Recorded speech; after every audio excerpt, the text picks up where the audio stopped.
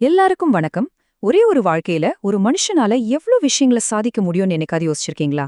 இன்னைக்கு நாம டெக்சாஸ்ல இருக்கிற ஒரு ஆர்ட் டீச்சர் ஷீலா ரமணன் அவங்களோட பயணத்தை பத்தி பார்க்க போறோம். அவங்களோட கதை நம்ம கேள்விக்கு ஒரு ஆச்சரியமான பதில கொடுக்கும். வாங்க அவரோட பலமுக சாதனைகளை பத்தி தெரிஞ்சுக்கலாம். ஒருத்தரே டீச்சரா, எழுத்தாளரா, அப்புறம் ஒரு ஜேர்னலிஸ்டா இப்படி பல விதமான ரோல்களை செய்ய முடியுமா? கண்டிப்பா முடியும். ஒருத்தரோட ஆர்வம் அவங்கள எங்கெல்லாம் கூட்டிட்டு போகுங்கிறதுக்கு ஷீலா ரமணன் ஒரு சூப்பரான உதாரணம். அவரோட இந்த பன்முக திறமைகளை இன்னும் கொஞ்சம் விரிவா பார்க்கலாமா? வாங்க. சரி, முதல்ல நாம பார்க்க போறது எழுத்துலகத்துல அவங்க செஞ்ச சாதனைகளை பத்தி. எழுத்துங்கிறது சும்மா ஒரு பொழுதுபோக்கு மட்டும் இல்லைங்க, அதுக்கு ஒரு பெரிய அர்ப்பணிப்பு தேவை. அந்த அர்ப்பணிப்போட அவங்க என்னெல்லாம் படைச்சிருக்காங்கன்னு பார்க்கலாம். 6. ஆமாங்க, 6. இது வெறும் நம்பர் கிடையாது. இதுவரைக்கும் அவங்க எழுதி வெளியிட்ட புத்தகங்களோட எண்ணிக்கை. யோசிச்சு பாருங்க, ஒரு புத்தகம் எழுதுறதே பெரிய விஷயம்னு சொல்லுவாங்க. அப்படி இருக்கும்போது 6 புத்தகங்கள்ங்கிறது அவங்களுக்கு எழுத்து மேல இருந்த தீராத காதலையும் கடின உழைப்பையும் நமக்கு நல்லாமே காட்டுது. அவங்க புத்தகங்களோட தலைப்ப பாருங்களேன், அதுவே பல கதைகளை சொல்லும். அம்மா உன்னை எண்ணி ஏங்குகிறேன்னு ரொம்ப எமோஷனலா, வெற்றி உனதே எழுந்து வான்னு நமக்குள்ள ஒரு உத்வேகத்தை கொடுக்கற மாதிரி, அப்புறம் போவோமா மெக்சிகோ மாதிரி பயண அனுபவங்கள்னு இப்படி பலதரப்பட்ட தலைப்புகள்ல எழுதியிருக்காங்க.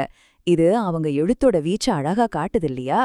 அவங்களோட சொந்த புத்தகங்கள் மட்டும் இல்லாம பல கவிதை தொகுப்பு நூல்களிலும் அவங்களோட பங்களிப்பு இருக்கு. அதுலயும் குறிப்பா ஹைகோ, சென்ரியூ மாதிரி ஜப்பானிய கவிதை வடிவங்கள்லயும் அவங்க ஒரு கை பார்த்திருக்காங்கங்கிறது ரொம்பவே சுவாரஸ்யமான ஒரு விஷயம். எழுத்தாளருங்கிற அடையாளத்தை தாண்டி சமூக சேவையிலையும் இவங்க ஒரு முக்கியமான முகம். அடுத்ததா நம்ம பார்க்க போறது நம்ம தமிழ் சமூகத்துக்காக அவங்க செஞ்சிருக்க பங்களிப்புகளை பத்தி தான்.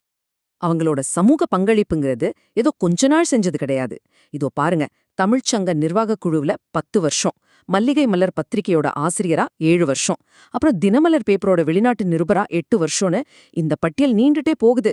இந்த நம்பர்ஸ் எல்லாம் அவங்க சேவையோட ஆழத்தையும் தொடர்ச்சியையும் நமக்கு ரொம்ப தெளிவா காட்டுது.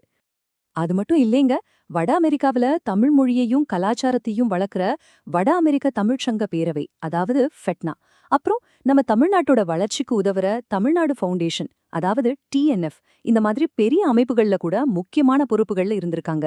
இதிலிருந்தே தமிழ் சமூகம் மேல அவங்களுக்கு எவ்ளோ அக்கறை இருக்குன்னு நம்மால புரிஞ்சுக்க முடியுது. சரி, இப்போ அவங்களோட 3வது பரிமாணத்துக்கு போகலாம்.